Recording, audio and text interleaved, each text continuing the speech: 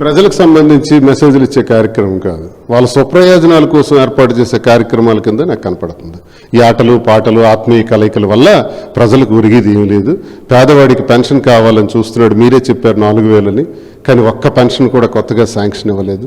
చాలామంది స్త్రీలు మహిళలందరూ కూడా ఎదురు చూస్తున్నారు. డ్వాక్రా సంఘాలన్నీ కూడా సర్వనాశనం అయిపోయినాయి. అంతే అంటారా? లేకపోతే గత 5 ఏళ్ళలో కనీసం మంత్రులకి ఎమ్మెల్యేలకి అపాయింట్మెంట్ ఇవ్వనటువంటి వైఎస్ జగన్మోహన్ రెడ్డి తీరికి ఈరోజు లోకేష్ తిని బ్యారేజ్ చేసుకున్నందుకు అందరినీ ఆత్మీయంగా మేము పలకరిస్తాం మా అనుకుంటూ అనడానికి ఈ ఆత్మీయ కలయిక దోహదపడుతున్నారు.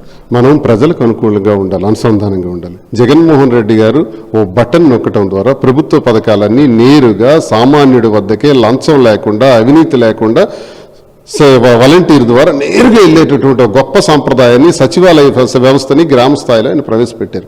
ఇప్పుడు ఆ సచివాలయ వ్యవస్థను సర్వనాశనం చేశారు. మళ్ళీ రేషన్ షాప్ కోసం రేషన్ డీలర్ దగ్గర క్యూలు కడుతున్నారు ప్రజలు, ఎరువుల కోసం క్యూలు కడుతున్నారు.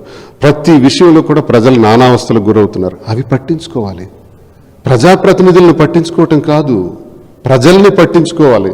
ప్రజాప్రతినిధి కూర్చోబెట్టి కాఫీ టీలు ఇచ్చి వాళ్ళకి పట్టు చీరలు ఇచ్చినంత మాత్రాన ప్రజలు కొరిగేది ఏంటి?